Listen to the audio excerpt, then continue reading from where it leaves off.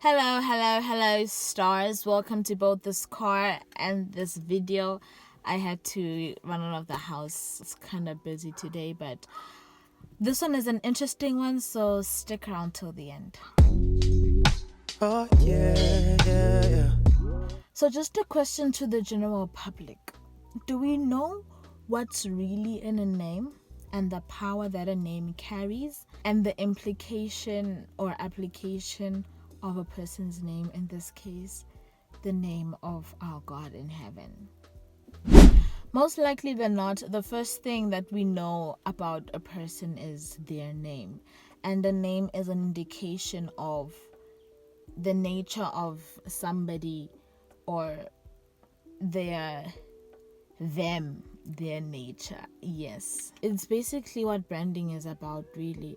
It's less about the colors and the logos and the websites, but about the image that pops up in your mind when you hear that name. Branding is about you controlling the right image and the right emotions that people associate with your name or your brand. Now, if you could study the names of Christ, you'd understand a bit more how much power is made available to you on demand.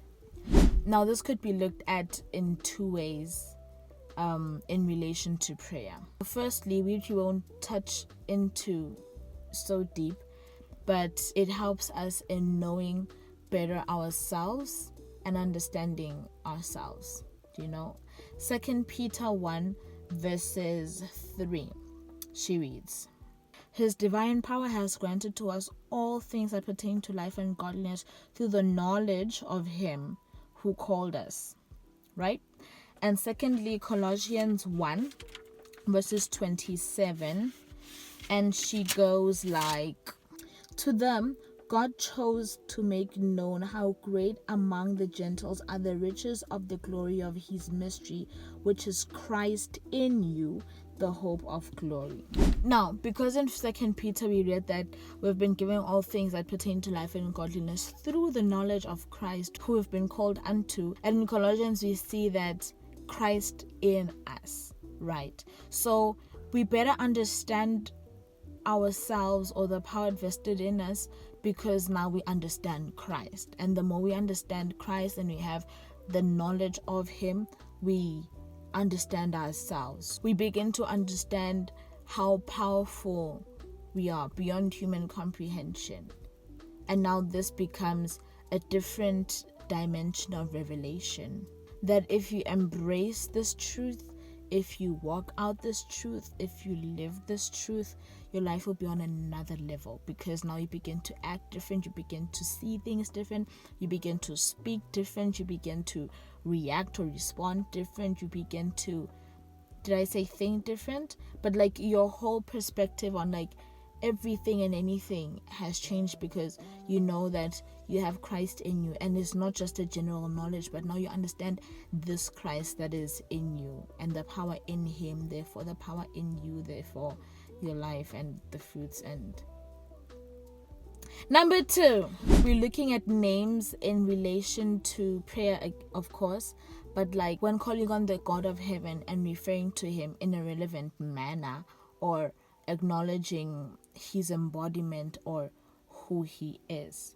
But let's dive deeper into this one. Back to the analogy of names and brands. When you hear a brand name, you are expected, there should be some sort of image that comes to mind. In other words, a name is used for everything in which it covers, everything being the thought or the feeling that is aroused, or the emotion that is aroused at the mention or upon thinking or remembering that particular name. Like, for example, when we say KFC, what comes to mind?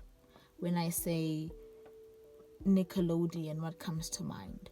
When I say Gucci or Zara, what comes to mind? You get? Yeah.